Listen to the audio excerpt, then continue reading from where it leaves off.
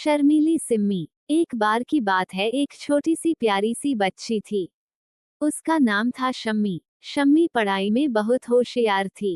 पूरी क्लास में उसके नंबर सबसे ज्यादा भी आते। बस शम्मी में एक कमी थी। वो शर्माती बहुत थी। इसलिए शम्मी को घर, बाहर, यहाँ तक कि स्कूल के बच्चे भी शर्मीली शम्मी कहकर ही बुलाते थे। जब भी कोई बच्चा उसे कहता, अरे वो देखो शर्मीली शम्मी आ रही, तो उसको बहुत बुरा लगता। लेकिन अपने शर्मीलेपन के कारण वो उनको कुछ भी नहीं कहती, उन्हें एक बार भी मना भी नहीं करती, बस अंदर ही अंदर गुस्सा होकर वहां से चली जाती। ऐसे ही एक दिन शम्मी के घर उसकी बुआ अपने बच्चों के साथ आई। बुआ शम्मी को बहुत प्यार करती थी। शम्मी भी करती थी, लेकिन वो इतना शर्माती कि बुआ से कुछ कह भी नहीं पाती। इधर बुआ के बच्चे जैसे ही घर के अंदर आए, सबसे पहले शम्मी को देखते ही बोले, और शर्मीली शम्मी, कैसी हो, और फिर जोर जोर से हंसने लगे।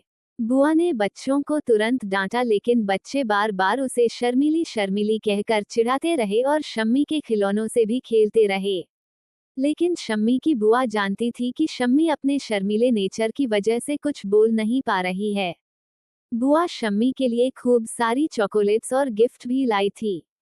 उन्होंने शम्मी को अपने पास बुलाया और उससे कहा, शम्मी ये लो, ये सब तुम्हारे लिए है। शम्मी शर्माती हुई कहती है, थैंक यू बुआ। शम्मी बुआ से सामान ले ही रही थी कि तभी बुआ के दोनों बच्चे आते हैं और शम्मी की चॉकलेट्स लेने लगते हैं। शम्मी उन्हें मना नहीं कर पाती, क्योंकि शम्मी को आ रही थी शर्म। और फिर इस तरह शम्मी की पूरी चॉकलेट वो बच्चे उसी के सामने खा लेते हैं, और ये सब देखकर शम्मी बिना कुछ बोले वहां से अंदर ही अंदर गुस्से से भरकर चली जाती है। फिर अपने कमरे में बैठकर चुपचाप रोने लगती है। उसको लगता है कि वो ऐसी क्यों है, वो क्यों किसी से खुलकर बात नहीं कर पाती, क्यों किसी को कुछ बोलने में उसे शर्म आती है। और ऐसा सोचते सोचते वो अकेले में खूब रोने लगती है। तभी वहां पर शम्मी की बुआ आती हैं।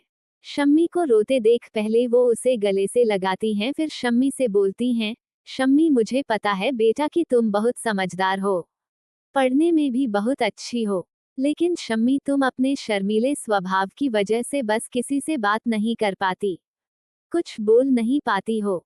इसके लिए पता है तुम्हें क्या करना चाहिए।